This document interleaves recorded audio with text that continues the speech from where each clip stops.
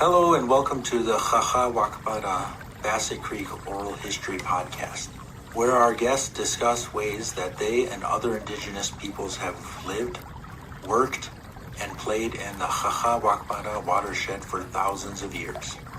This project was created in Minnesota Makoce, or Minnesota, the traditional and contemporary homelands of the Dakota people.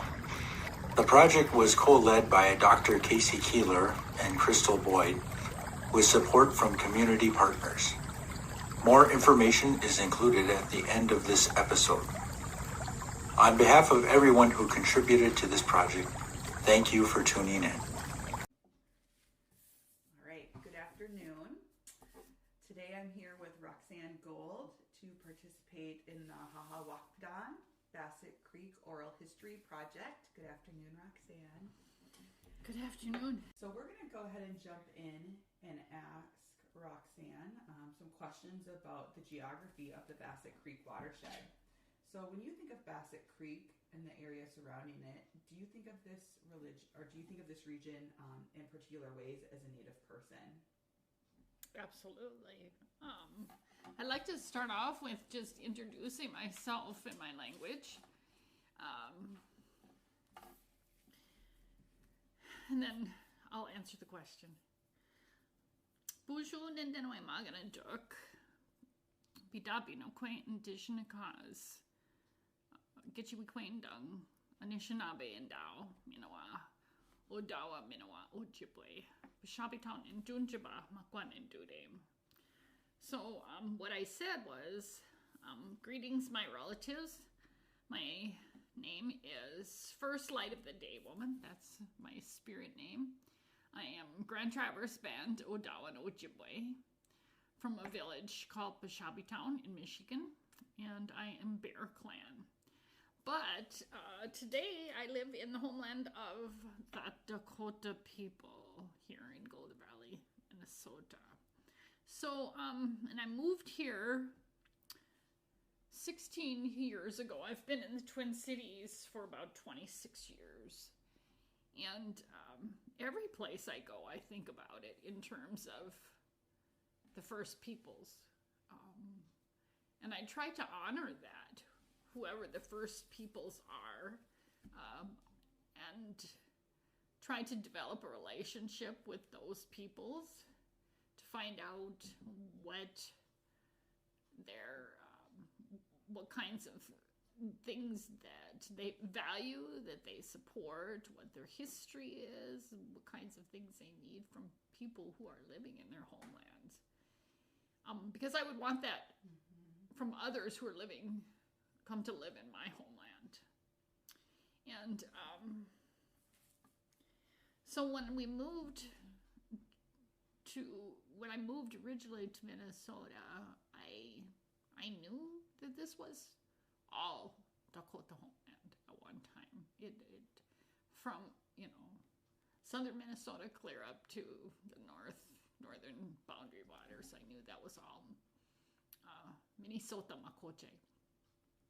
I was born in South Dakota, born and raised around Oceti-Sakowin people. My grandma's second husband is Hihantuan and Sichanhu Lakota, and he helped to raise me. So I know a little bit about the history, of the Oceti-Sakowin people.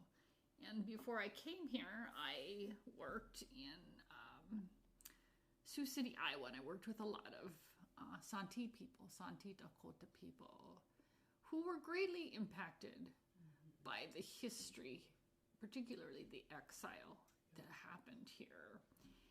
And so I was aware of that when I came here. When I moved and one of the reasons I came to the Twin Cities is because there's a very vibrant Native community in this area. And I came here I was a single mom with 2 kids and came here to do my doctorate degree at the university. So did plan on staying, but I fell in love, and what more can I say? This is home. And now it's the place I've lived longer than any other place. So, and it is close, it is close to my Anishinaabe homeland. So that's nice because I do get to interact on a regular basis with Anishinaabe people, as well as lots of other Indigenous peoples. When I came to Golden Valley, I've learned over the years about this place. I knew that it was a place that the Dakota people had not lived, but I know as all of their homeland, it was a place that was valued, and maybe even more so because they left it untouched. It was valued. It was a pristine wetland that probably provided them with lots of food and medicine as they walked that trail from Lake Minnetonka, Medicine Lake, down the Bassett Creek to the Mississippi River. Because we know that the most biodiversity is near the water. So I suspect it was a place where they maybe not only fished but they probably gathered. They probably did a lot of gathering of medicines and foods. But so these were things that I thought about when I came here, but I haven't been able to find much information about what this place was like pre-colonization. There's nobody that seemed to care about writing that down. And so it's something that still needs to be researched. And I think it would be a really interesting research project for somebody. And also to talk about the impacts of settler colonialism on this, particularly this ecosystem here that the Dakota people valued so much that they left it untouched.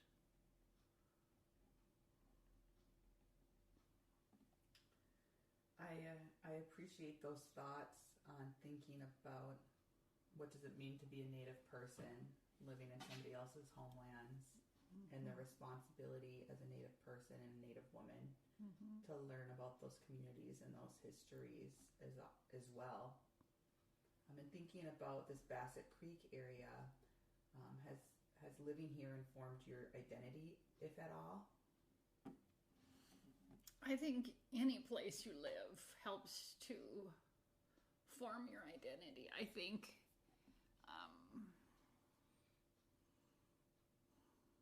just as I age, I'm a grandmother. Besides being a mother, I'm a grandmother. I have 2 grandchildren. And mostly I think about what kind of a world are they going to inherit? And I do my best to create a voice, or to put a voice out there for those that cannot speak for themselves, for the land, for the water, for the natural beings that rely upon the ecosystems of this place, and for the people who, this is part of their original homeland. So it all shapes my identity, and maybe because Dakota people never lived here, I've really worked hard to understand more about the ecosystem of this place. Maybe more so than any other place I've ever lived. And some of that has to do with age too. It's just being more, slowing down, being more observant, even this little house and this little piece of land, all of the beings that rely upon this little piece of land, and developing a relationship with them, being a good relative to them, trying not to do anything that's going to harm them. And that's been a learning process for me. And I've had to sometimes apologize for mistakes I make along the way. You know, unfortunately, colonization taught us that the ways of our ancestors were bad. And a lot of times, though, that knowledge, that traditional ecological knowledge and traditional knowledge period just didn't get passed on. And so you have to seek out people who still know. And a lot of times they're not in your own family. But that's what I've done. I've worked hard to seek out people that still know. And I've worked hard just to do my own research and to spiritually connect with the beings in this place. So kind of on the flip of that question, and thinking about your identity and place and where you live, do you think at all about identity as a Native person who lives in a suburb and kind of what that means in terms of expectations or identity or belonging?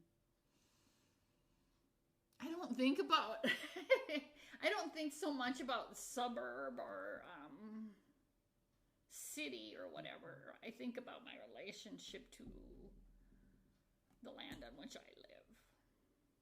I think about what it was like before the destruction that was brought with settler colonialism, that continues to be brought with settler colonialism.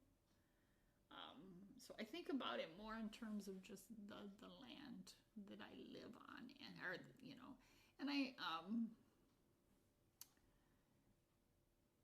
it's taken time, and it always takes time to develop relationships with the humans in wherever I live, because I live differently than a lot of them do.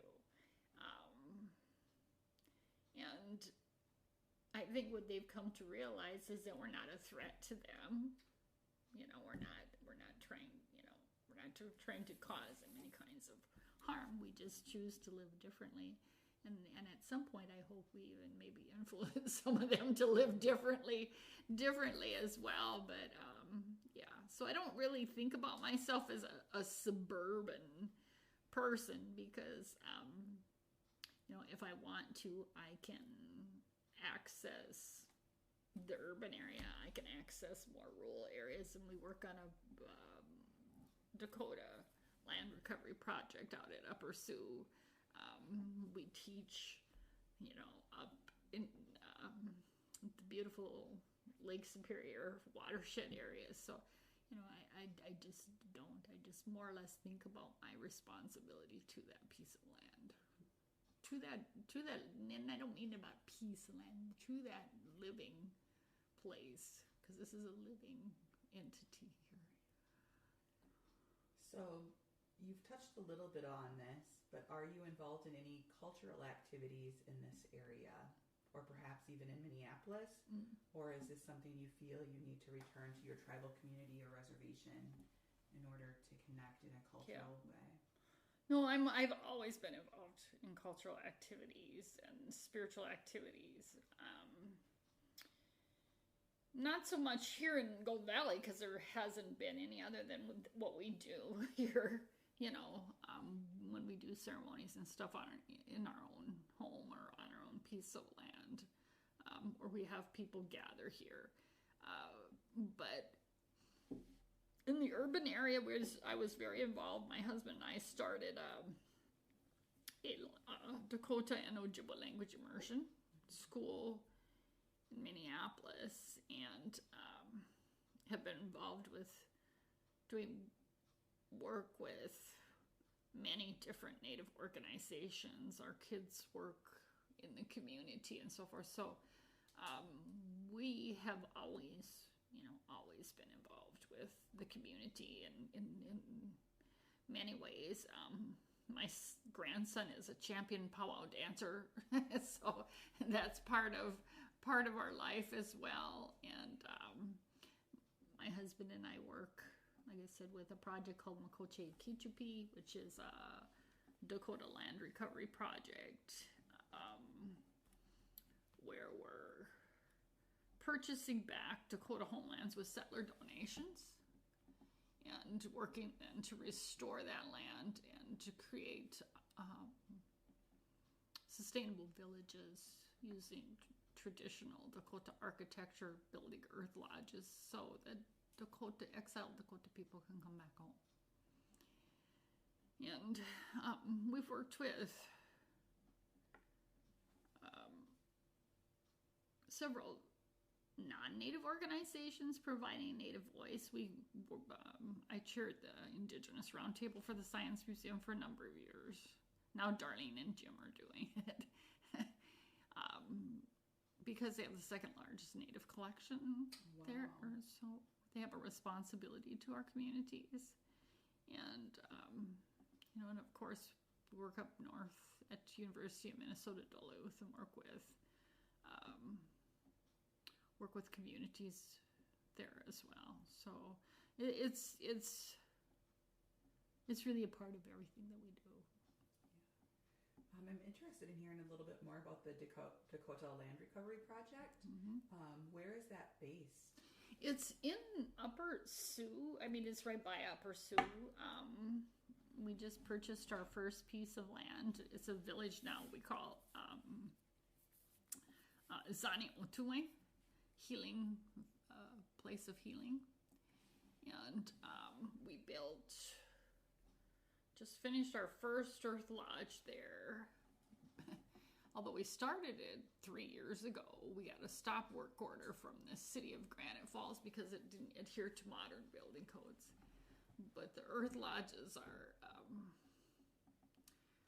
were one form of Dakota architecture. They last, 50 to 100 years. I mean, they're very, very solid structures. But it's off grid. Anything off grid is considered illegal. And because it doesn't have electricity and indoor plumbing, we use compost toilets. And we do have a central water feature. But, we gather the water from there and then bring it inside the lodge. But we just had ceremony. We just had our Happy New Year ceremony. Dakota New Year is spring equinox. So we just had that out there. But we've been planting. Last year we planted 400 trees and bushes, creating a food forest. We got 500 more that we're going to be planting out there. We have some small gardens. Eventually we'll have up to 7 earth lodges there. We're looking at some other pieces of land also, and there are some settlers that are interested in donating some land. That's amazing. To us, and I think a lot of Native people realize land is everything. That's what's most needed. If there's any kind of reparations, which there should be, it should be in the form of land, and it should be, in my opinion, too, in control of our waters and our watersheds. We should have a voice in that because, what is it? Indigenous people make up 6% of the world's population, control 25% of the world's land, but that land contains 85% of the world's biodiversity.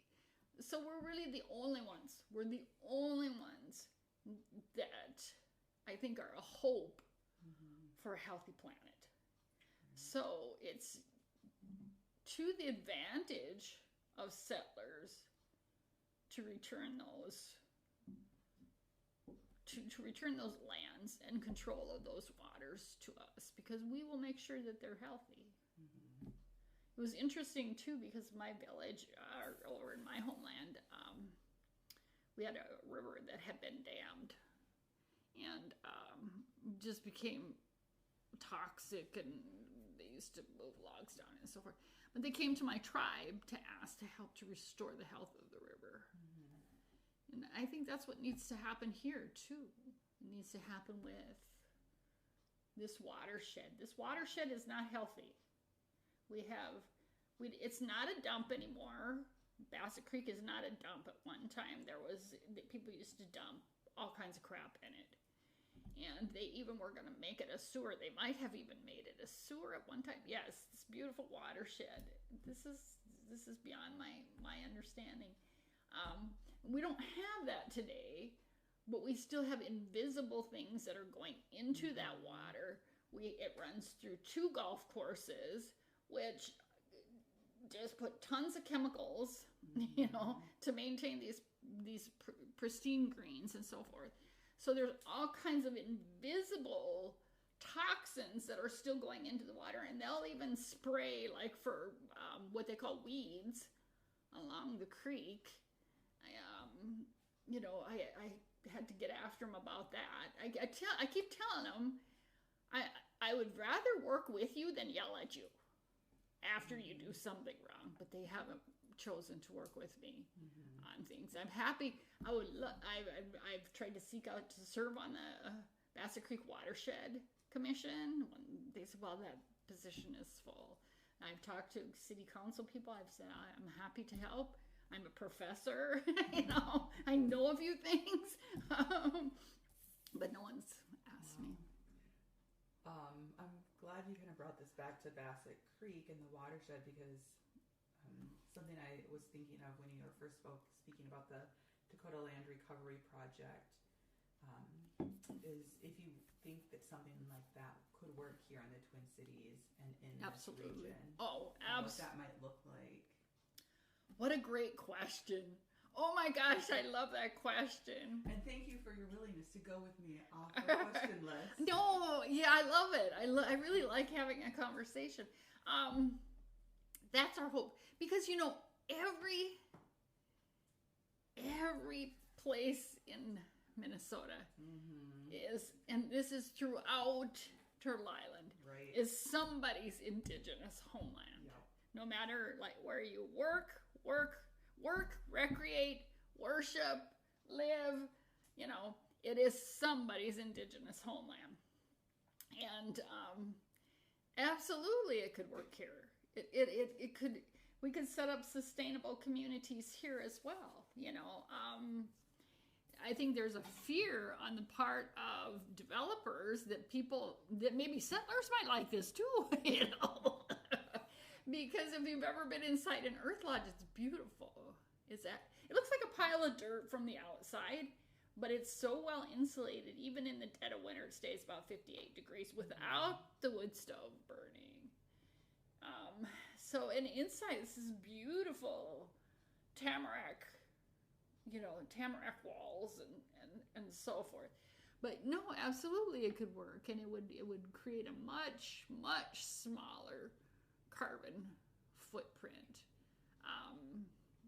And like this summer, when the gardens were coming, it looks kind of muddy out there right now, but when the gardens were coming up and stuff, it's beautiful. It's beautiful, and it's a place that everything is shared in common. We share everything in common out there. We all work. Each person works to the best of what they can offer. People have different talents and different abilities. We eat well. We laugh a lot. We work hard.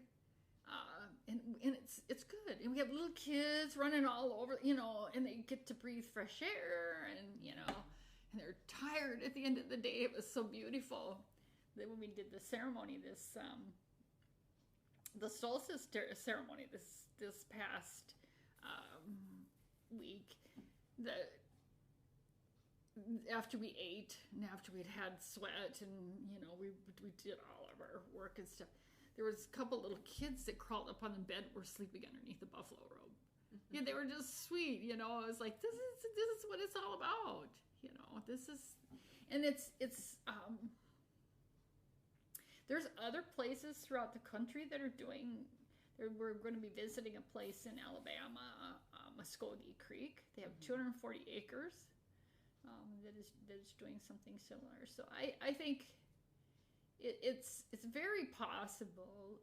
The good thing that came out of the legislative process, as awful as it was, and it didn't pass until the last second on the last night. It was in legislation for 2 years before they let us finish building. Or they were going to throw us in jail, fine as $10,000 for building earth lodges. That was their solution. But we got both Republican and Democrat support, which was very interesting to me. The Republicans were more like, yeah, they can't tell us what to do. And the Democrats were like, yes, it's your right to practice your culture. So yes, I think that there's possibilities if we can educate people about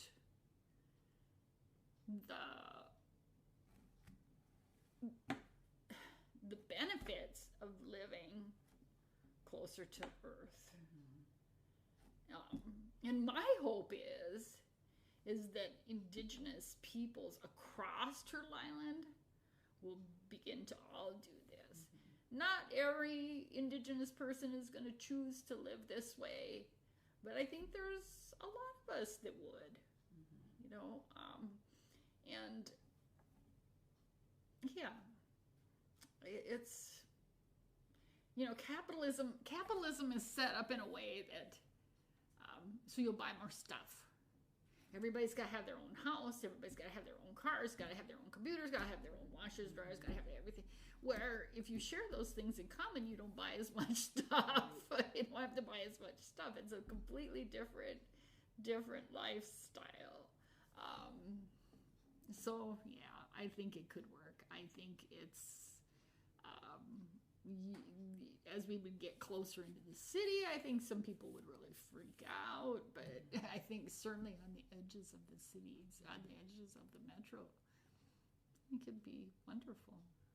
And so much of what you just said was about the physical structure and the community and the systems, but what about accessing land, purchasing land for such structures and activities and cultural right now we're doing that through what we call settler donations, because Indigenous people should not have to buy back their own homelands. And that has happened. I mean, it's happened here in Minnesota. But it's I think a constant process of educating settlers about this is the history, this is what happened, this was our relationship to this land, this is how we care for it, this is how we're guardians of it. And there are growing number of settlers who are saying, this most recent conversation we're having with this farm couple is their kids don't want the land. They don't, and so they're asking us, do you want it? This is the homeland. Do you want this back? And so I think it's definitely possible, and it's our hope. To me, it's the greatest hope we have for our children, to leave them a healthy planet. Yeah, absolutely. It almost brings tears to my eyes. Yeah, it does me too. Because I want, and I think education has to really change. Right. The education system that I grew up in, especially, I don't know how your education was was really focused on kind of capitalist, technological, sit in your seat kind of doing things. And I think children have to be much more outside. They have to learn they're going to have to learn skills, critical head knowledge. I think if they learn traditional knowledge, that is critical. Right. It's very critical.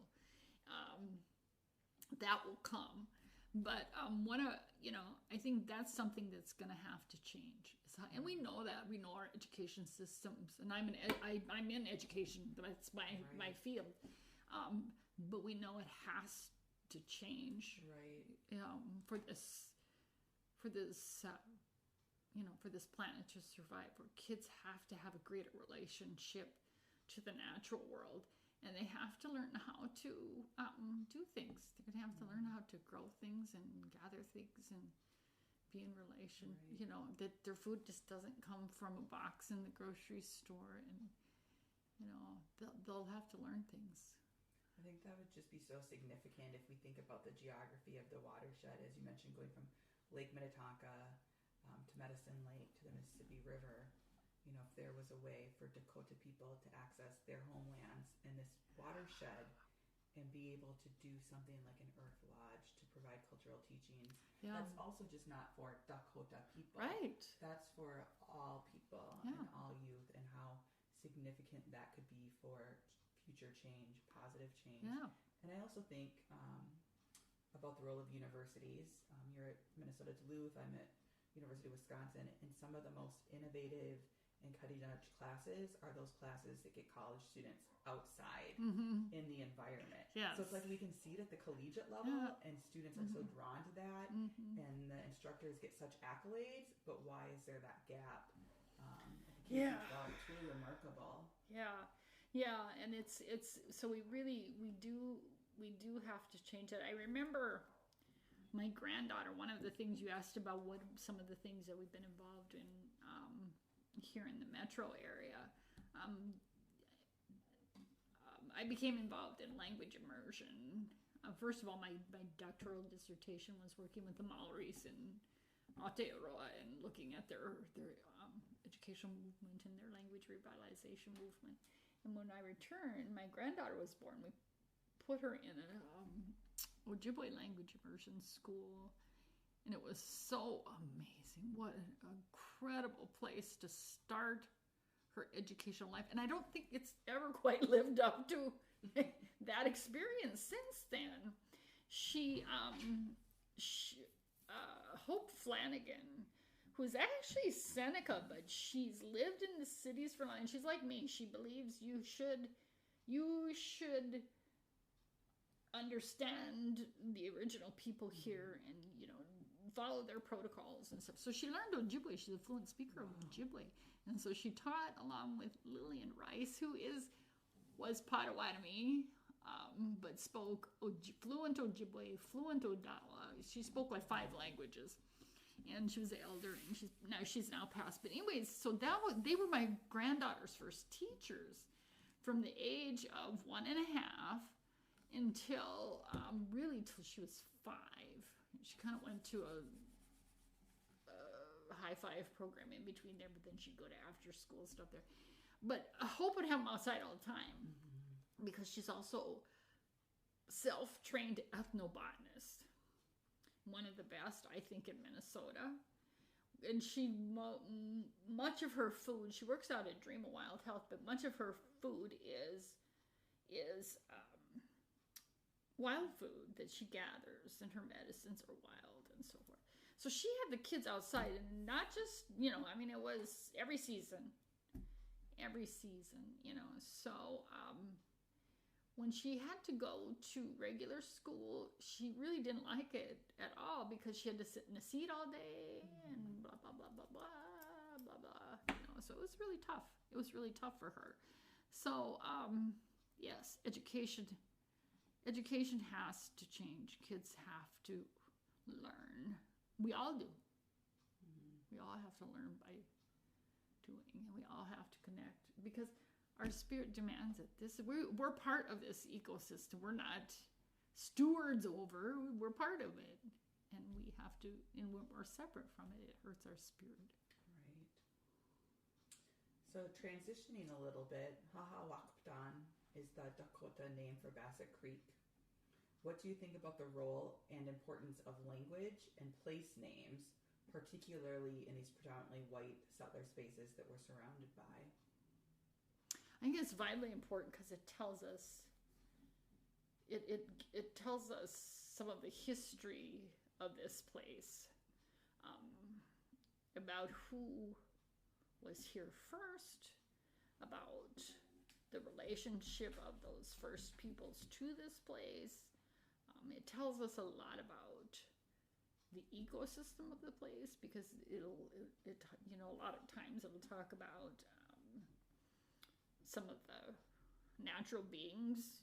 Those names will include the names of natural beings and stuff, maybe that were once in this place and no longer are. So I think place names are vitally important. Language is vitally important, and I love a good linguist that can tell you this part of this word is 5,000 years old, and we know this because.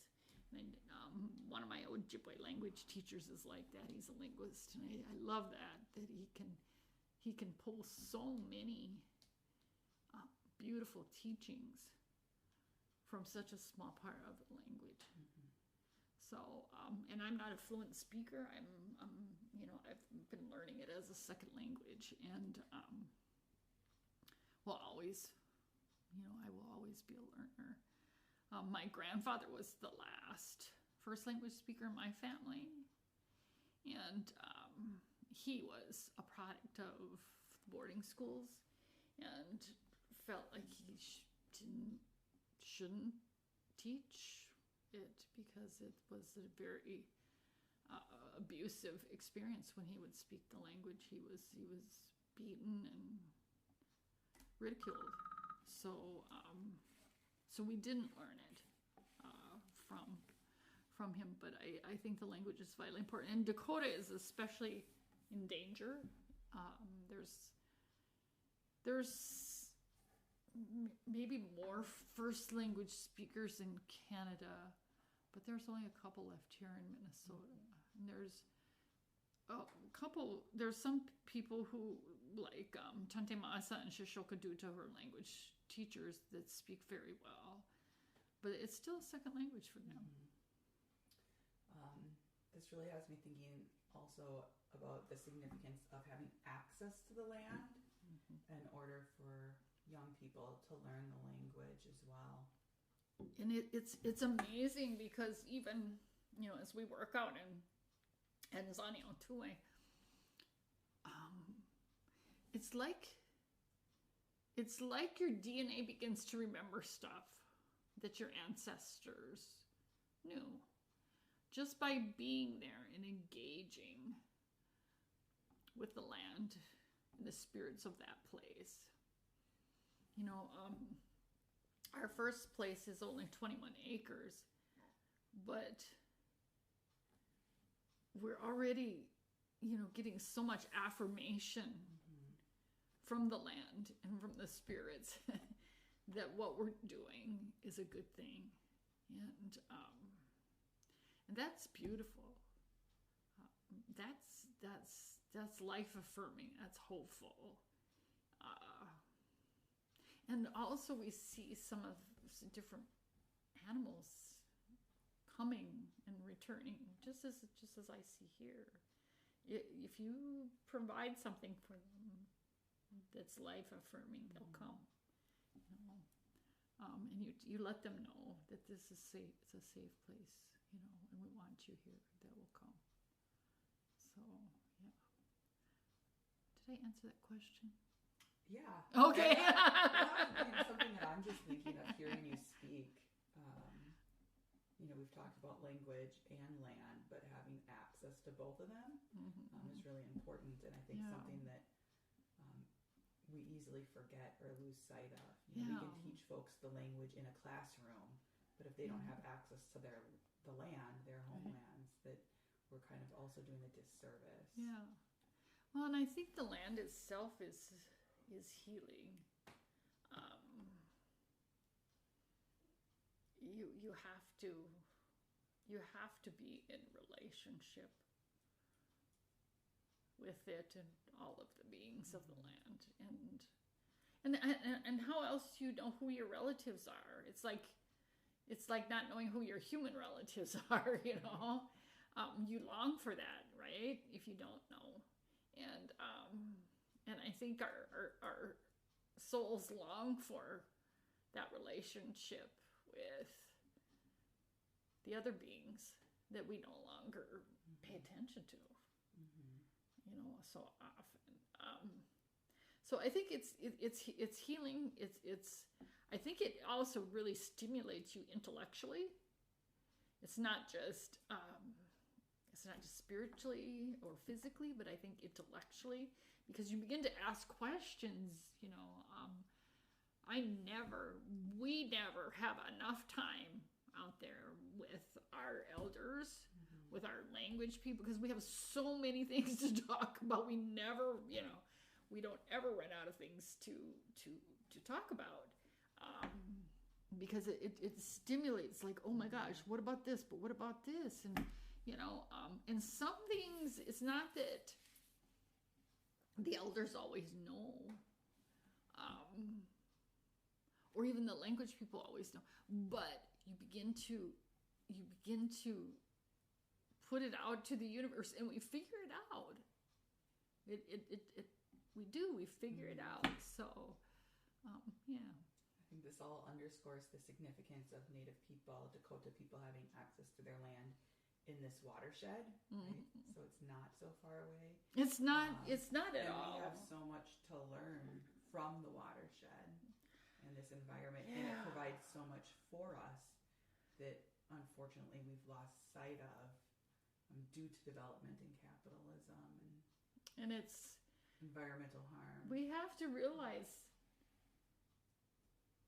water is the most sacred being on earth. It's what makes earth earth. Only, what is it? 70% of Earth's surface is water, but only 1% of that water is potable drinking water. Wow. Not just for the 7 billion humans that live on Earth, but for all the plants, on all the animals. 1%. And when you think about that, why would you should treat every single drop as so precious that you would not do anything to harm it. Right. And I think, you know, capitalism doesn't want you to know that. This house was a watershed. This land, it's filled in with clay. It was destroyed with clay. When I want to plant something on this land, I have to bring in soil. I have to bring in topsoil, because they filled it with clay, this amazing, beautiful watershed. So, and I think if people understand this, my hope is that they'd say, oh my God, I didn't know that. Now that I know, I will do differently, you know. I'm not going to plant grass that makes me use all kinds of water that animals, plants, and humans should drink. I'm not going to flush my toilet when I pee every time, because that's clean, potable water. You know, what is it? If it's yellow, let it mellow. If it's brown, flush it down. You know, and hopefully in time they'll start using gray water instead of our drinking water. Yeah, that's always been a pet peeve too. Yes, flushing basically clean water. Drinking water down the toilet. Yeah.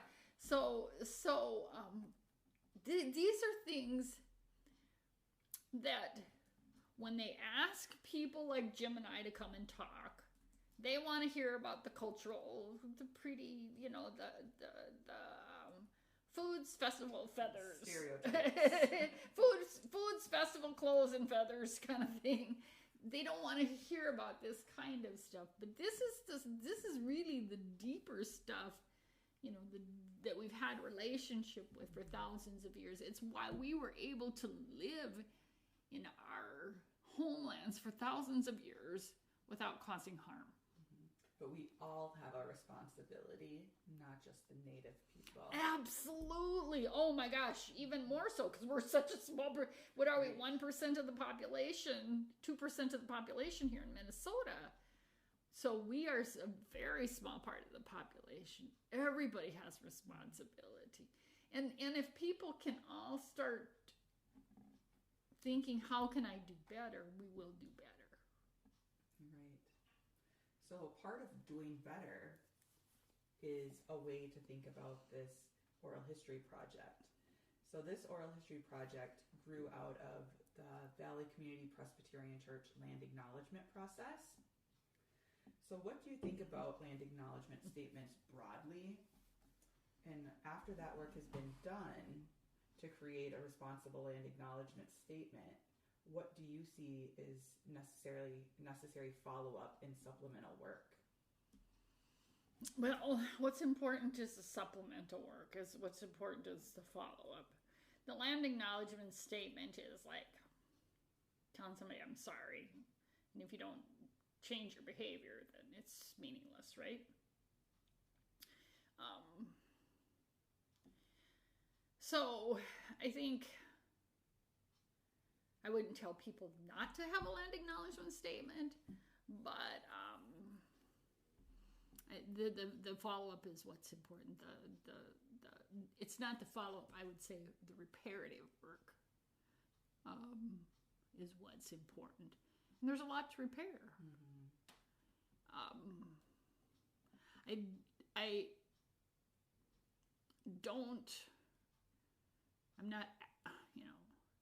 People are not going to move out of their homes and give back all this land to Dakota people. Okay, that's not going to happen.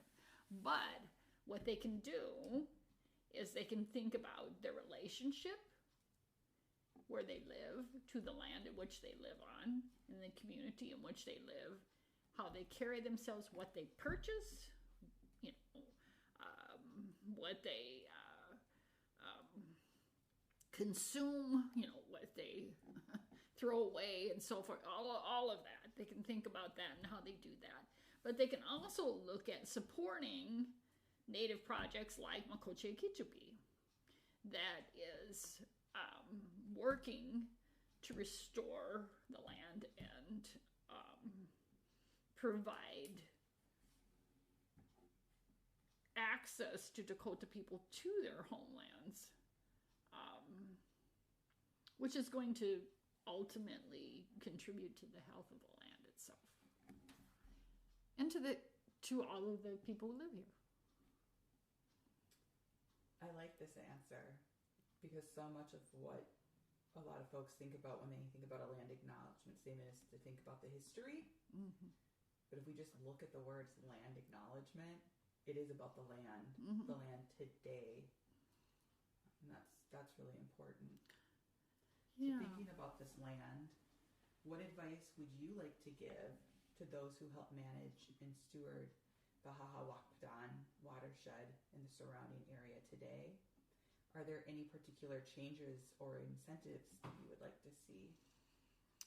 Oh, yes. First of all, the wetlands. We're with climate chaos. They're not even calling it climate change anymore, but climate chaos. We have to be vigilant. We can't, to heck with this. Oh, we're going to have this by 2050. No, we have to start today. We have to recognize the preciousness of every single drop of water, and that the wetlands, the creek itself and the wetlands around it need to be restored. Not just taken care of, but restored. They can start with my little park right over here. In the winter, in the fall they cut the plants out of the wetland to put an ice skating rink for people that never use it. They never use it. So they mess with this wetland constantly. So then things can't live there. It's not healthy. So leave it alone. Just, they could start with restoring different places and quit messing with stuff and quit developing it. There was a place, Pennsylvania Woods, up here, that was very nice, very wild. They cut out all the bunch of trees and made little, sculpted sides of the they're just, so natural things can't live there. People like it because it looks manicured, but leave shit alone. Leave it alone, because natural things can't live there.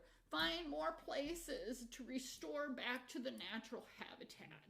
That's the biggest thing that they can do. Quit thinking only in terms of development and the tax dollars that it will bring to Golden Valley. Golden Valley has a very good tax base. They have people here. The majority of people that live here are people that have decent incomes. You have substantial businesses. They don't need a better tax base. Think now in terms of how can we restore the creek, the wetlands, put a buffer with the golf courses where they can't, a substantial buffer where they can't put any chemicals near that creek. And realize that these watersheds store water in times of drought and in times of flooding. They so we need them. We need them to exist. They wonder why, everything's got so dry is because we fill it all in with filler and clay so we can develop it. So, and since we've lived here, there has been a substantial, I would say thousands of trees that have been cut. Thousands. Some of that is because of emerald ash borer, but not all of it. And I think, to me, the water and the trees are commons. They are not, individuals should not just, one person should not just have a say about that, or one business, or one homeowner should not have a say about that. It should be a community of people that say, okay, can this take place here? If they say no, then it can't.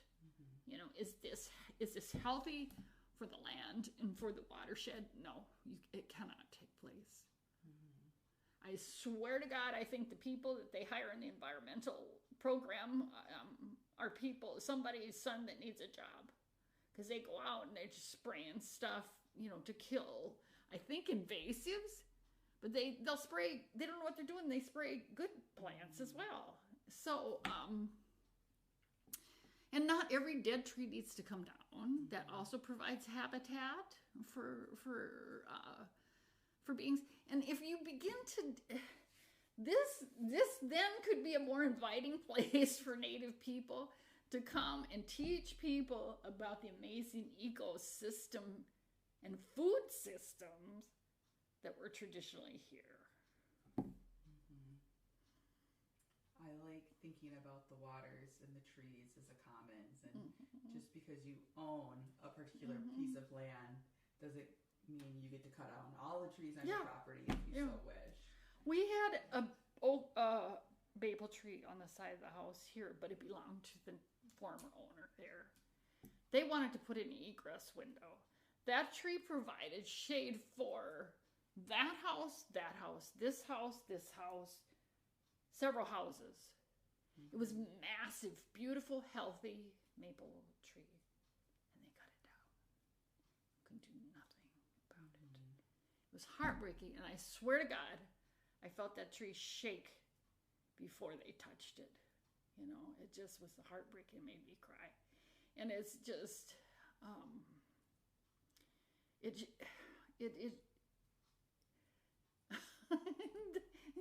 we're talking about, needing plants like that to take the CO2s out of the atmosphere, to cool the atmosphere. We're allowing people to cut these, and you can plant other stuff, but it takes years and years and years, hundreds of years, before they're even able to do what that one tree could do.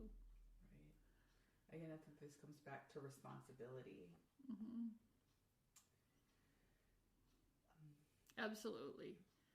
And that we're not just, humans we can be so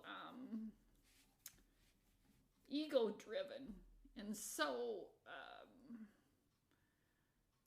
selfish in terms of what we think, my rights, my, my, instead of what is good for the whole. Absolutely. What would you like future generations to know about your experience as a Native person here in Golden Valley? You've shared so much with us already, so much wisdom about the environment and responsibility and stewardship. Yeah, I think that's the thing is that I would like people to know that I love this place and that I